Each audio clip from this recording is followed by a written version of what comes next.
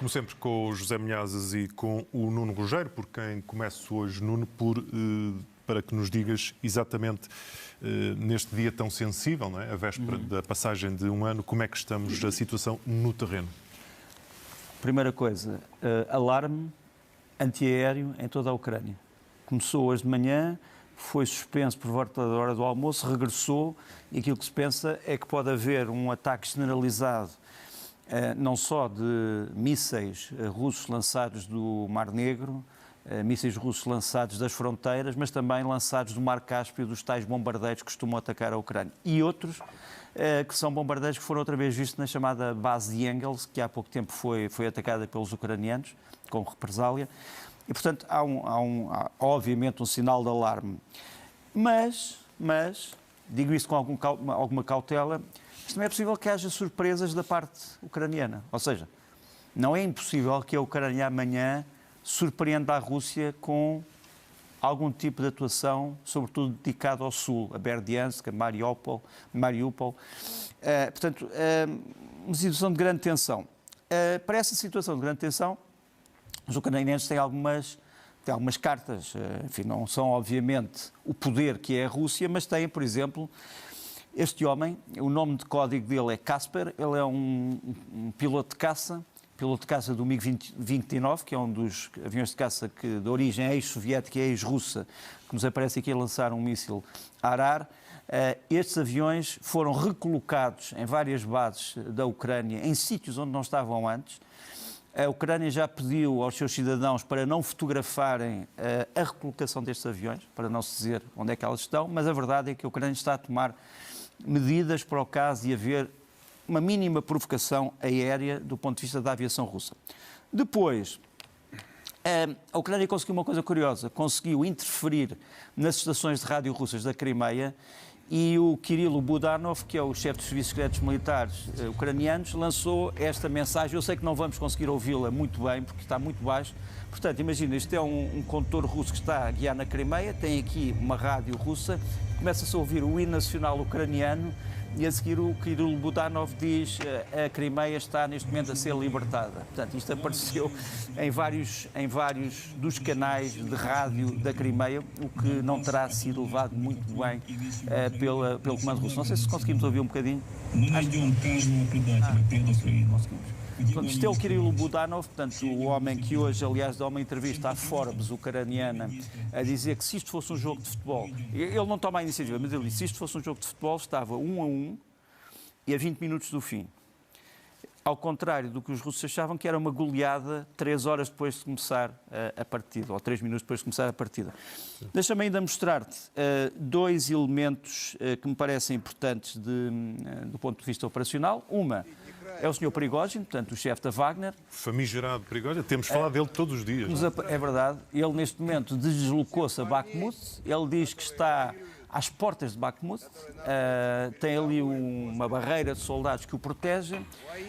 Aquilo que ontem o Zé Milhazes estava a dizer, que já tínhamos andado aqui a aventar há uns tempos, que isto podia ser um jogo entre ele e o Estado-Maior russo, parece em parte confirmar-se, porque ele hoje veio dizer que afinal já recebeu as munições, mas ainda só as ordens de transferência, ainda não as recebeu propriamente em si. Ele veio dizer que veio comemorar o Dia das Forças Armadas Russas, veio dizer que agradece a todos, aos médicos, às pessoas que estão nas fábricas de munições. Este militar depois vem dizer, nós estamos só a umas centenas de metros. É evidente que já estamos aqui há 2 semanas, mas estamos a umas centenas de metros, demorámos algum tempo. E depois, quando isto já chega ao grande entusiasmo, eles têm que retirar no sentido contrário. E um deles diz uma coisa curiosa, diz assim, bom, agora vamos ter que sair daqui, porque senão é a última felicitação da nossa vida. E aqui vê-los primeiro a andarem devagar, mas depois já andarem um bocadinho mais depressa, porque entretanto começa a haver explosões. Mas é curioso que é no fundo uma admissão de que passam também grandes dificuldades. É uma coisa curiosa. Por fim, lembras-te quando o famoso general Konashenkov, já não o vemos há algum temmo, porta-voz do Ministério da Defesa, dizia que a Ucrânia tinha perdido mais HIMARS e perdeu mais de 10 vezes aqueles que tinha recebido. Entre outras coisas, estes senhores são os responsáveis por isso. Aqui são uma empresa checa realmente faz estes SAIMARs insufláveis, que depois têm um elemento térmico, que são os engodos, portanto, os enganos para o exército russo. Portanto, eles dizem aqui, bom, isto o número é secreto, mas nós temos enviado muitos destes SAIMARs para os sítios e estes são bombardeados e nós mandamos mais. Eu não te vou dizer que são meros colchões de praga, não são. Tem alguma tecnologia, mas provavelmente é por isso que a Rússia destrói tanto SAIMAR. Zé, entretanto, volta-se a falar, um ano depois, sempre foi considerada uma operação militar especial pela Rússia e com que objetivo, ou os objetivos vão mudando? Quer dizer, não há um objetivo oficial, ele vai mudando. E depois há determinado tipo de pessoas, como este que nós vamos ver aqui, num programa de propaganda já nosso conhecido, em que este general na reserva, mas deputado ainda, diz que em relação ao objetivo, por exemplo, temos uma cidade ou região, diz ele, vamos limpá-la de forma que não reste nada. Se falamos de Kiev, eu sei que é a mãe das cidades russas, historicamente. Mas se for necessário transformá-la em ruínas e colocar em cima delas a nossa bandeira, temos de fazer isso. Todos combatem assim e nós não podemos perder tempo. Um exemplo claro do que sucederá à Ucrânia se, por exemplo, não receber armamentos do Ocidente. Isto é simples, não sei se é preciso ainda explicar ou fazer mais desenhos do futuro que esperará a Ucrânia se a Ucrânia perder a guerra. E, entretanto, fala-se também do que fizeram os dirigentes europeus, que foi, de alguma forma, permitindo, porque Putin não nasceu há um ano, não é? É preciso lembrar isso. Que claro. Foi permitindo que Putin chegasse a este ponto. Já nasceu há 23. É um general do Serviço Federal de Segurança da Rússia, na reserva, Evgeny Sebastianov, que foi uma pessoa que ocupou cargos muito importantes e no tempo do Yeltsin e depois no tempo de Putin, em que numa entrevista ele põe em causa a necessidade desta guerra.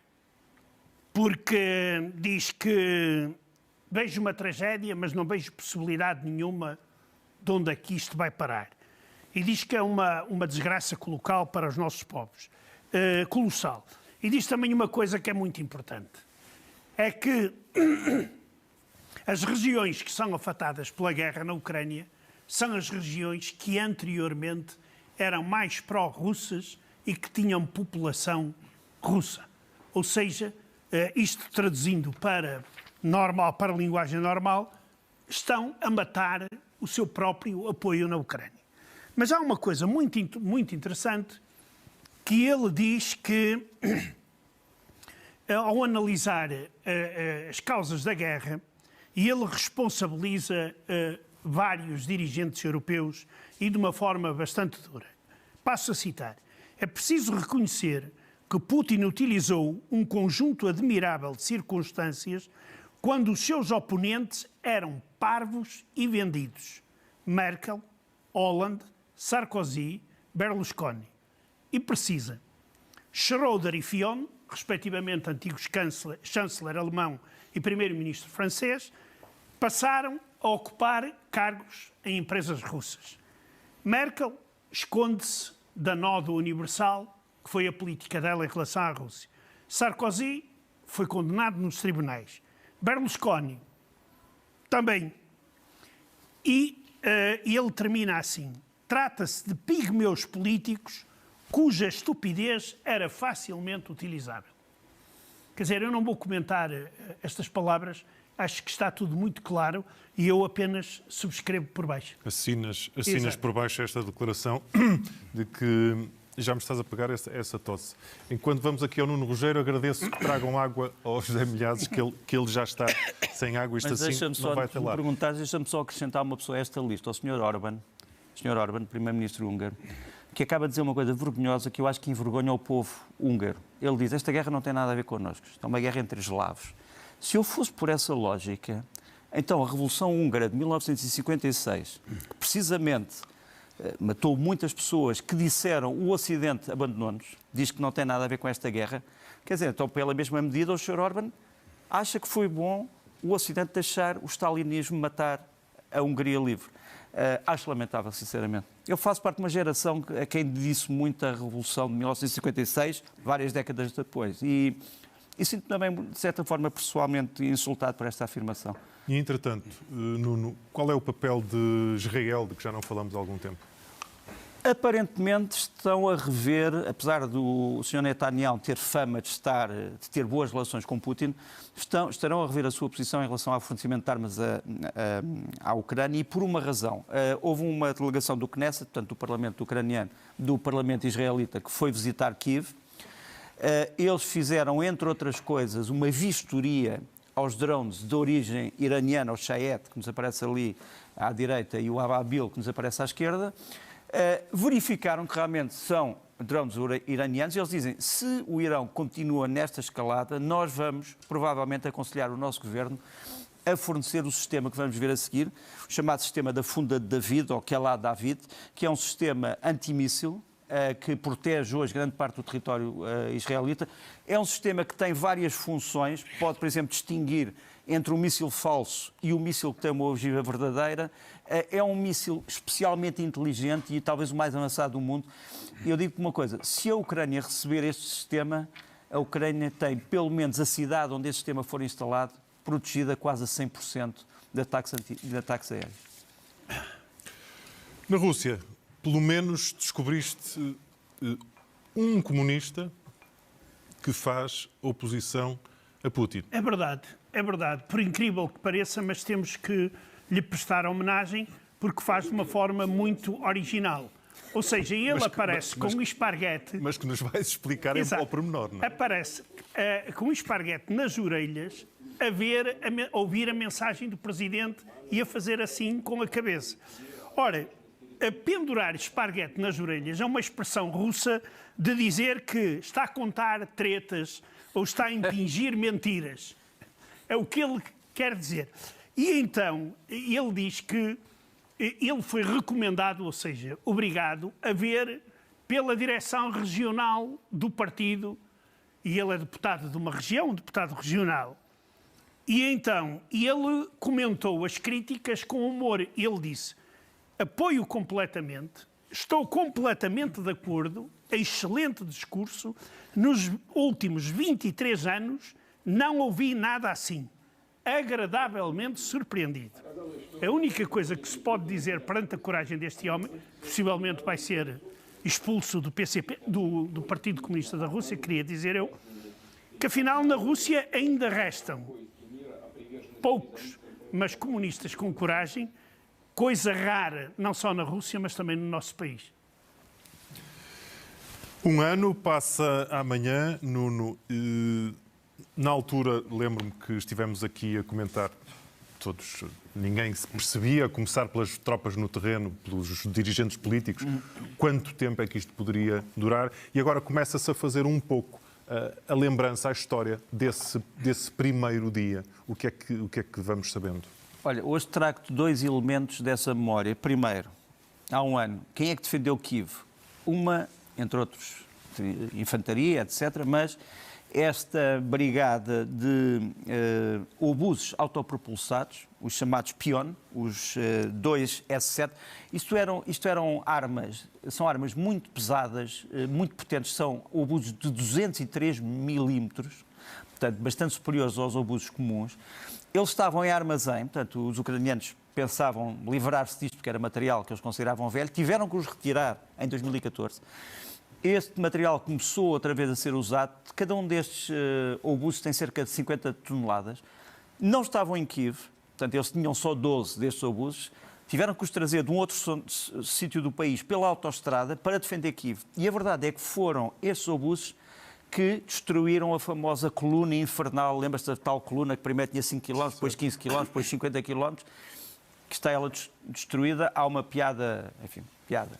Não gosto de me contar piadas nessa altura, mas há uma coisa que diz que o Sr. Biden visitou Kiev de comboio e a última vez que o Sr. Putin tentou visitar Kiev foi este o resultado. E foi realmente a obra destes homens, desta brigada, fica aqui o nome, a 43ª Brigada de Artilharia, do Brigadeiro-General Oleg Shevchuk, que é um homem perfeitamente E já falaremos de uma defesa absolutamente estratégica e muito importante, que foi a defesa marítima, mas antes, Zé, as imagens e os sentimentos impressionantes do regresso das vítimas russas a casa, não é? Exatamente. Putin não fala dos mortos, nem quantos mortos, apenas a propaganda diz que são muito poucos. Isto aqui trata-se de um centro logístico que foi criado no aeroporto de Novosibirsk, que é a capital da Sibéria, para onde chegam as chamadas cargas 200, significa urnas militares, para depois serem distribuídos pela população. Parentes de muitos destes soldados, que ali já não são soldados, são o que resta deles, não sabem que eles estão ali. Pensam que eles ainda estão na frente. Isto porquê? Porque há uma ordem transmitida oralmente aos dirigentes regionais que proíbe que sejam sepultados mais de 2 soldados por dia em cada região, que é para as pessoas não entrarem em pânico. E chamar aquilo caixões, estas caixas que nós vimos... Quer dizer, mas lá dentro tem um caixão depois em madeira. A caixa, eles abrem a caixa e lá dentro tem um caixão que já vem... Isto é para o transporte, é isso? Exato. Que já vem, digamos, chumbado, não podem abrir o caixão nem saber o que está lá dentro. Porque, em alguns casos, certamente não terá ficado muito. Não há reconhecimento possível Exato. Do corpo.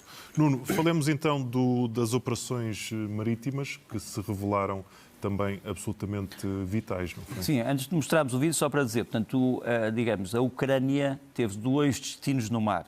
Perdeu o Mar do Azov, que é um mar interior, mas conseguiu recuperar o controle do Mar Negro na zona que lhe interessava, que é a zona essencialmente de Odessa e aquela que controla o trânsito dos cereais. Esta é a famosa Ilha da Serpente, que era uma ilha que tradicionalmente era um pomo de discórdia entre a Roménia e a Ucrânia, mas que neste momento está libertada. Foi libertada por uma operação muito complicada que envolveu drones de fabrico turco, envolveu esses homens das operações especiais que saíram destes helicópteros, são os Mi-17 ou Mi-8, implicou sucessivos bombardeamentos. A Rússia, como tu sabes, durante várias vezes disse que não tinha perdido. Aqui temos o Kirill Budanov, o tal homem que há bocadinho estava a falar pela rádio. Este é o famoso Moscovo, que acabou por ser afundado, e este é o míssil Neptuno que afundou Moscovo. Porque este é o outro episódio que marcou muitas operações marítimas. Aqui temos o Moscovo a arder e esta é a ilha, neste momento, ocupada pelos ucranianos, libertada pelos ucranianos. Isto foi decisivo também para alterar a configuração da guerra, porque a armada russa do Mar Negro passou a ser muito limitada no que toca à sua atuação. Sim, a quantidade de dias que falámos aqui da ansiedade que se vivia, por exemplo, em Odessa, não é? Sem dúvida. E isto permitiu também libertar Odessa dessa ansiedade.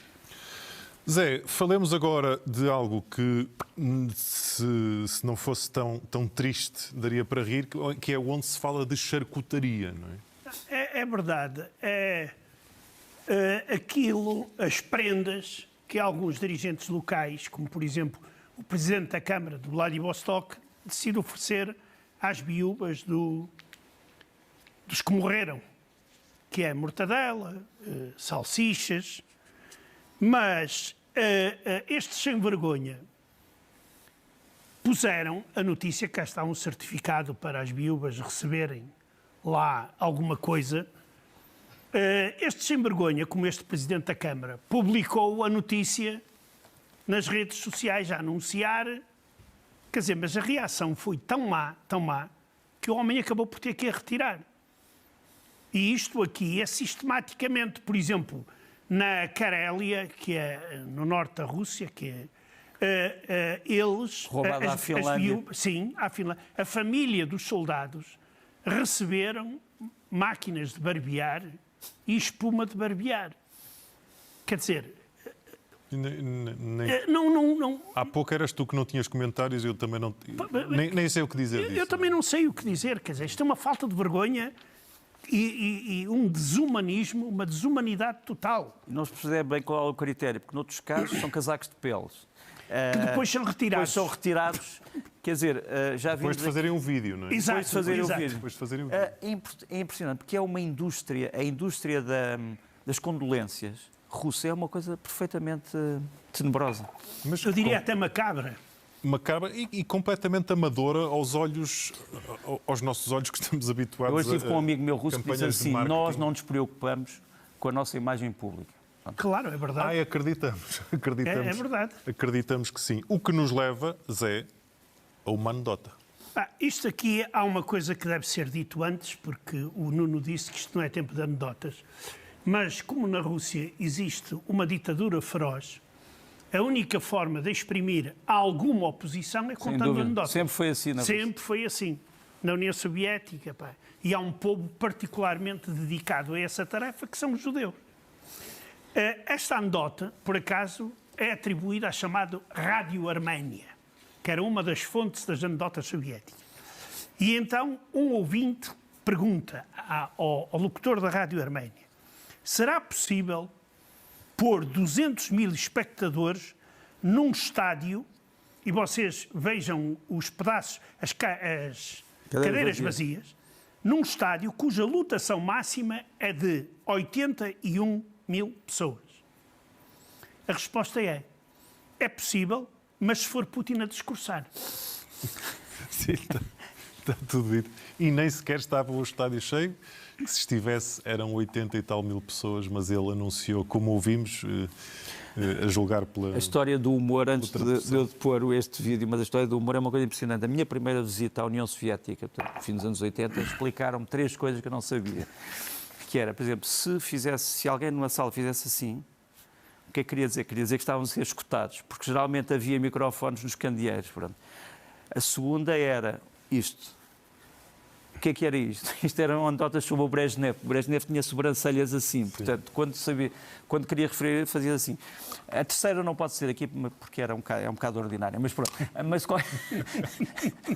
Mas de qualquer maneira, eu gostava de mostrar um vídeo sobre valores. Aquilo que os líderes europeus pensam do que é a Ucrânia. Que valores é que estão ali? Vamos ver. Respect. Diversity. Europe. Bravery. Heroic people. Family. Victory. Thermopylae. Justice. Dignity. Freedom. Liberty. Patriotism. Perseverance. Unity. Resilience. Determination. Accountability. Cecil. Solidarity. Humanity. Principles. Just peace. Européenne. A friend. We stand with Ukraine. É sem dúvida a melhor forma de fecharmos por hoje, até porque amanhã temos um dia importante aqui para analisar. Amanhã, sim, dia 24 de fevereiro, completa-se um ano do início desta barbárie que poucos julgavam possível. Esperamos, nós e quase toda a gente, não estarmos aqui a falar de uma grande ofensiva russa que seja particularmente violenta. Nuno e Zé, voltamos a ver-nos amanhã.